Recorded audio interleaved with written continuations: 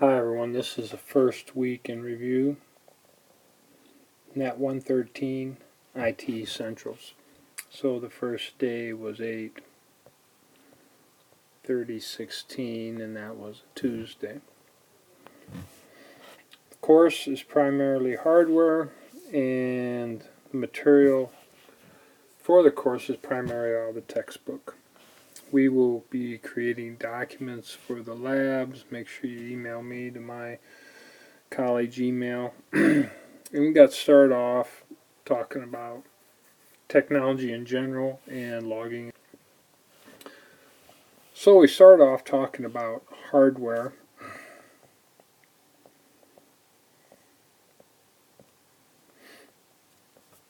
As it appears here at NIACC. So you'll hear me talk about storage, memory, RAM and ROM, read-only memory, random access memory. Talk about the processor. We'll talk about the communications between memory and the processor and back to memory, and some key firmware that's stored in ROM. We'll also make reference to storage. For example, over here we drew a platter, talked about dividing that up and how files are saved and deleted inside those clusters, and then we talked about slack space. Talk more about that later. We have a couple work servers, one in the classroom, 172.31.0.85, and we'll be using that to log into that, and this was initially how we logged in. Alright, and then we have another work server, or that would be like a computer in the lab, connected to the switch. So the switch in the lab, we're connected to the work server, and then we have our PCs that are connected in the lab. Now here's a picture bigger as a whole. This number is the public IP to contact the server. So if you were coming in through the internet, you would use this number, this login, and we went over how to change the password. So to get up to speed on some Linux stuff, there are lots of resources to help you out with Linux. And we just need to know the fundamentals of that right now. Alright, so here at NIACC we got a switch in the room that allows us to connect to a multi-layered switch connected to a router, connected to another router, and it goes out to our internet service provider, the Iowa Communications Network. That's how we connect to the internet. So this is cabling between here, cable here. This is actually a fiber connection between there and there. Now the rest of the campus is connected to here. They have a firewall, and then they connect in, and they also have a multi-layered switch, one much larger than ours, and this connects the rest of the campus. We'll talk more about that later.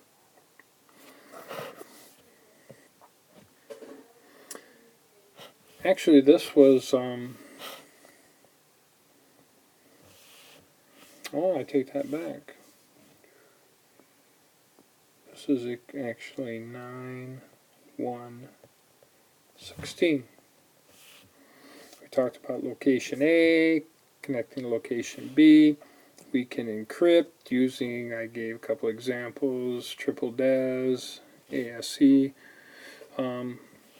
We can use a key to encrypt a message so that when it moves through some other public network, it can't be read, and then it's decrypted on the other end. Both ends would have to have the key. We talk more about this as we go along. We reviewed our scenario here. I drew this line, our internal network here. Anytime we're inside there, we can use these addresses for the work servers that we'll use in lots of courses in the IT area. But when we're in the public out here coming in anywhere from the outside, then we use these public addresses. This router here actually does network address translation. We haven't really talked about that yet, but it takes the public address, converts it to the private when we're coming in this way. Alright. And then over here is that example where I show the firewall for the main campus, their multi-layered switch right here. Switches on campus are all over the place, and then we have these access points that we can connect to using wireless. That's different, you know, we have access points inside our network here, but we don't allow general public to connect to them. Okay, then we got into some primary things on chapter 1. This looks a little busy. The information is on the board, but I'm going to divide this right here. And we'll come back to that section over there. This information is pretty straightforward in the book. A little history, video graphics array. We want to be able to identify ports. We have S video, 4 or 7 pin ports for a video signal. VGA, back in the day, we talked about analog and digital. We'll talk more about that here in a little bit. And we also talked about the ports, whether they're female ports or male ports. Okay, whether they're accepting the pins or they have the pins. Alright. DVI, digital video interface. That could be digital or analog. High definition media interface, right here. HDMI. That's really popular now. That could be digital and audio. Okay, so it can contain both. Display port. That's video to the display. Thunderbolt, video, data, and actually power. Apple Corporation, you'll see this on Apple computers. Video, data, and power.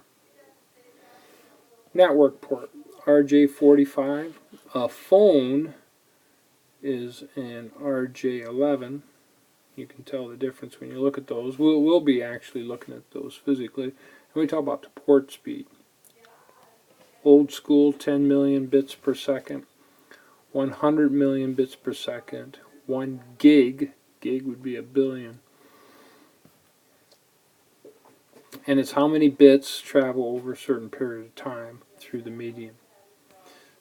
These two are more common now. This is pretty rare.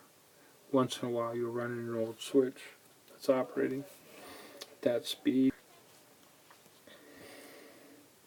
Computers have audio ports, sound ports. They have an in and out and a stereo. In and out stereo. We have Sony Philips digital interface, external home theater audio system. It can handle digital, electrical, and optical. Okay, so there's examples in the book. This is extremely popular, USB, the regular one. We have high speed, which is version 2, and then what they call super speed, version 3. Somebody asked the question, you know, the speed, well, yeah, you know, depending on what you're connecting in terms of how fast you want to move the data in and out. Extremely popular now, and it's very multi-purpose.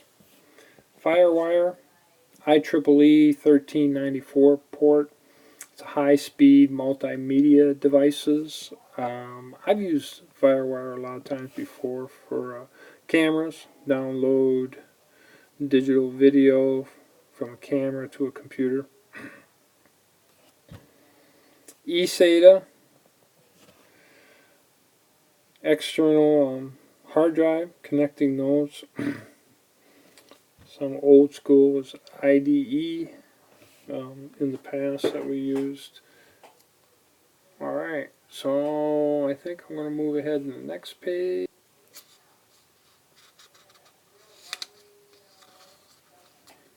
Alright, we've got some more reports that we'll cover next week. So now I'm going to review some things from writing here.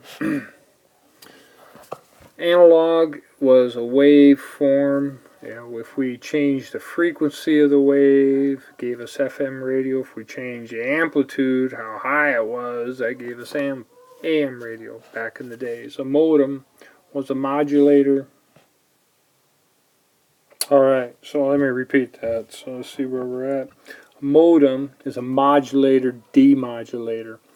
It would convert analog and digital signals back and forth. So it could take a digital signal and modulate it so it could go across the phone lines, and then take your phone signal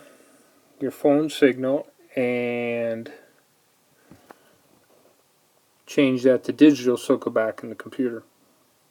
We use the term modem quite a bit nowadays, like cable modems and so forth, but it's not actually modulating, demodulating. What it's doing is converting the signal from one type of media to another, from your computers and so forth onto the cable modem line, the coaxial cable or whatever. So it depends on it. Same thing, DSL, changes, makes the signal so it can travel along the phone lines. What really travels are bits. The word bit comes from binary digit, 1 and 0. Decimal number system, which we're most used to, are digits 0 through 9. We count 1, 2, 3, 4, 5, 6, 7, 8, 9, and then we carry 1 over. We have 1 group of 10 and 0 group of 1s. And then we can go 11, 12, 13, 14, 15, and then keep going, and when we get to 99, then we have 1 group of 100, 0 groups of 10s, and 0 groups of 1s. So we'll do some comparison back and forth with this, but we do need to understand what travels in our mind so we can think of it as bits. Like, for example, here, these 8 bits would give us a byte. Using the ASCII code, the American Standard Code of Information Interchange, that would actually be a capital A. So this is a code for managing text. There's a whole different way to manage numbers. Alright. Then to finish up, last week we talked some more about internal components. Key thing, motherboard. It's the main board, system board inside the computer that everything connects to. What connects to it? We have central processing unit. You don't hear that term used as much anymore. Most of the time we use the term processor. 64 bits, that goes back to those bits we were just looking at. Processors nowadays are 64-bit processors. Same thing we talk about. Electronic bus can manage 64 bits. That really is important as we move along. Processors nowadays, as you move everything closer together, as we put more and more inside that chip, we put things closer together so they can move faster and they generate more heat. So we have to have some way of cooling them. We use heat sinks and fans. And there's actually ways to cool with water and so forth. To make the motherboard, or often referred to as a main board or system board, some people refer to it as a system board. we can expand that with expansion cards. PCI, Peripheral Component Interconnect. And then PCI Express. We have a 1X and an X16, which we will talk more as we move along. Also, on that motherboard would be memory. And typically now dual inline memory module. This represents the RAM, random access memory. So we talked a little bit about this. In there, in memory, sits the code, the programs, and the instructions, and also sits the data. That stuff moves from memory through the bus to the processor. The processor processes and brings the information back. Alright. And if it needs to send something out to the monitor or printer and so forth, that happens too. But this is key. Understand that everything that's getting processed is down here in memory. Alright, so we also talked about, the other day, we talked about hard drive, place to store information, hard disk drive, sometimes that's referred to, hard disk drive, you'll see that, hard drive. Now, is it actually a hard disk in there? Not necessarily. It is if it's magnetic. We have a platter. Solid state is that new technology of flash memory, or we can store it optical. In any of those three, we're still figuring out a way to store the bits.